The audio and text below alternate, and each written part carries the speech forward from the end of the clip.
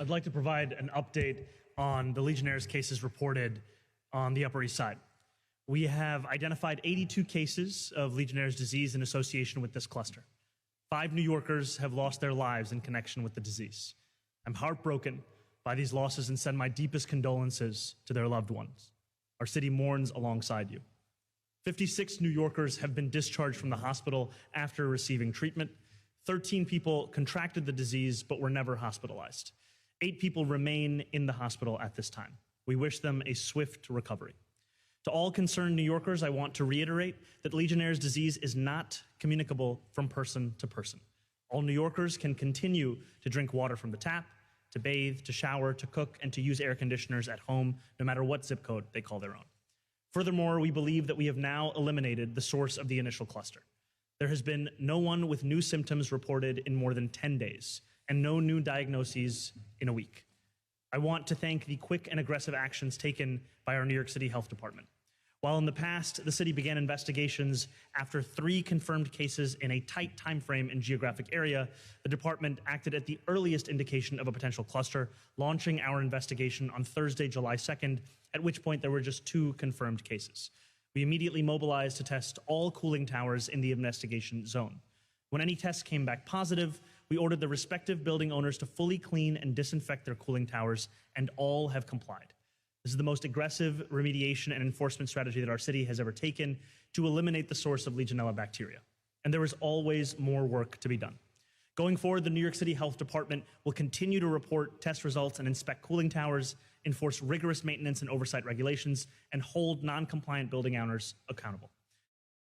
These are essentially pieces of the building which are on top of skyscrapers, buildings, that essentially regulate the temperature of cooling systems, things like central air or refrigeration. Now what happens is in those cooling towers, the water there can serve as a breeding ground for that bacteria. And when it's particularly hot, like it has been the last couple of days, this can serve as a place for that bacteria to essentially multiply. And when those cooling towers kick into overdrive, more of that mist is spread out. Previous administration procedure had been that we would wait for the results of culture, and that would mean 2 weeks. We made the decision to do both culture tests and PCR tests. So that meant that we could actually test immediately, disinfect any of the cooling towers that came back, and then additionally wait for the culture results. As you've mentioned, there are 4 additional culture results that came back positive beyond the PCRs. And the other point here is that we know that Legionnaires is something that has affected our city over many, many years. And we are both trying to stop this cluster in the moment and ensure that we are not weakening our ability to stop it in the future. And when I sat with public health experts, what I was told time and again is that if we were to do a blanket disinfectant of every single cooling tower across the Upper East Side, that would weaken those cooling towers' ability to protect against Legionnaires in the years to come. And so we want to make sure that everything we're doing gives people both the safety and the public health they deserve and the confidence that this isn't going to be something that returns. Community clusters are caused by cooling towers being the source. The good news is we are in a very reassuring position. We feel confident that we've eliminated that source. You know, when we look at the data demonstrates that the last new diagnosis of Legionnaire's disease was on July 15th, so about a week ago, as you heard the mayor say. And then in terms of the last person to develop symptoms, they did so over a week ago, over 10 days ago. And so we feel fairly confident. When you also add in the emergency room data, we're not seeing any concerning spikes or signals.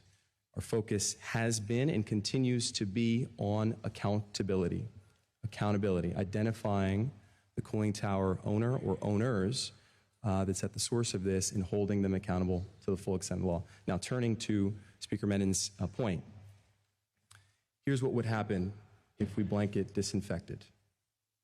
Number one, as you've heard from the mayor, every time we do this biocide treatment, it actually does degrade the cooling towers, and thus in the future allows them to potentially harbor more Legionella bacteria. Now, it's always about finding the right sort of happy medium, but that's the first. The second is Had we blanket disinfected from the beginning, we wouldn't be able to actually get the samples. And we need the samples to know what caused this, and then that will give us an opportunity to learn.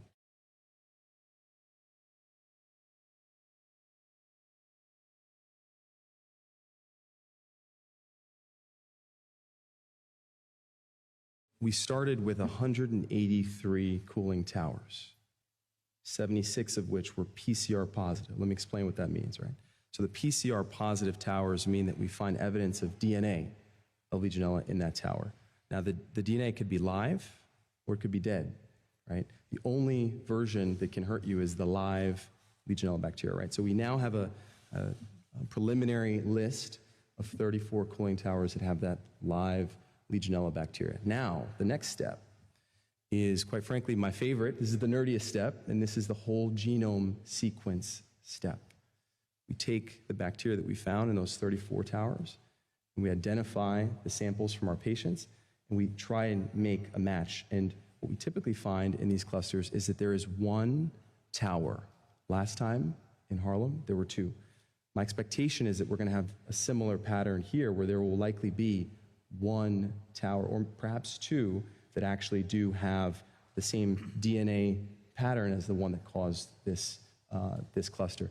Why are there so many? I think there's a question underneath that question, which is, why are there so many, right, bacterial culture positives? As you heard us say earlier, this is a bacteria which is ubiquitous. It's everywhere. And the vast majority of these towers have infinitesimal, small trace amounts of Legionella bacteria. Some have enough to cause a cluster. Our job now that we've eliminated the source, is to identify specifically which tower caused this cluster. So that's the work ahead of us.